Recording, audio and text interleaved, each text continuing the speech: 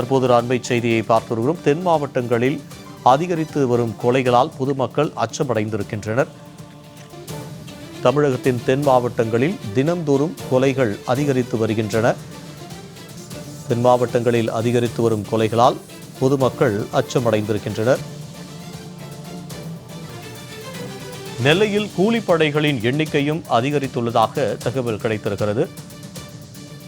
தமிழகத்தின் தென் மாவட்டங்களில் தினந்தோறும் கொலைகள் அதிகரித்து வருகின்றன.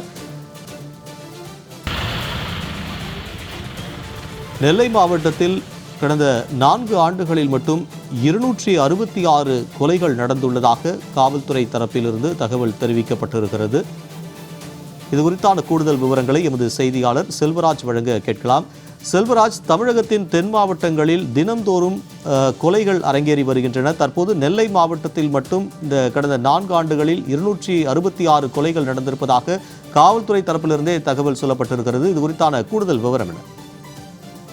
நிச்சயமாக தெரிந்தார். தென் மாவட்டங்களில் குறிப்பாக கூலிப்படைகளின் மிக அதிகரித்து உள்ளதன் காரணமாக தான் தற்போது தமிழகத்தின் பல்வேறு பகுதிகளிலும் இந்த கொலை சம்பவம் என்பது அதிகரித்துள்ளது. குறிப்பாக திருநெல்வேலி மற்றும் தூத்துக்குடி மாவட்டங்களிலிருந்து அதிகமான கூலிப்படையினர் தமிழகத்தின் மற்றும் வெளி மாநிலத்தின் பல்வேறு பகுதிகளுக்கு சென்று தங்கள் கொலை சம்பவத்தில் ஈடுபட்டு வருவது என்பது தொடர்ந்து வாடிக்கையாகி வருவதாக கூறப்படுகிறது. ஆனால் கடந்த 4 ஆண்டுகளாக தமிழகத்தில் கூலிப்படைகளை ஒடுக்குவதற்காக தமிழக அரசு என்பது எந்தவித ஒரு நடவடிக்கையும் எடுக்கவில்லை என்பதுதான் ஒரு மிகப்பெரிய பொதுமக்கள் மத்தியில ஒரு குற்றச்சாட்டாகவே எழுந்து கொண்டு வருகிறது. ஏன்னா சமீபத்தில் கூட நெல்லை டவுனில் உள்ள ஜாகிர் ஹுசேன் என்பவர் முன்னாள் காவல்துறை உதவி ஆய்வாளர். அவர் சாலையில் சென்று கொண்டிருந்த போதே அவர் தரமறையாக வெட்டி படுகொலை செய்யப்பட்டுள்ளார். இந்த சம்பவம் தொடர்பாக தொடர்ந்து தமிழகத்தின் பல்வேறு பகுதியிலும் இதே போன்ற ஒரு கொலை சம்பவங்கள் நடைபெற்று வருவதாகவும் கூறப்படுகிறது.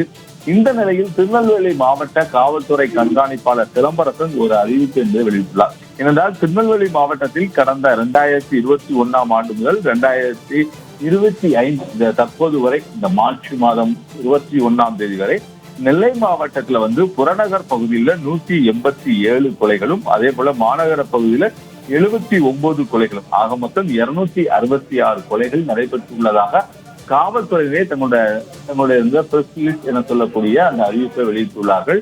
ஆனால் இது போன்றுதான் தமிழகத்தில் தற்போது கொலைகளின் எண்ணிக்கை என்பது மிக அதிகரித்துக் கொண்டிருக்கிறது. காவல்துறையே 4 ஆண்டுகள்ல 266 கொலைகள் தற்போது நெல்லை மாவட்டத்தில் நடைபெற்றுள்ளதாக தெரிவித்துள்ளது.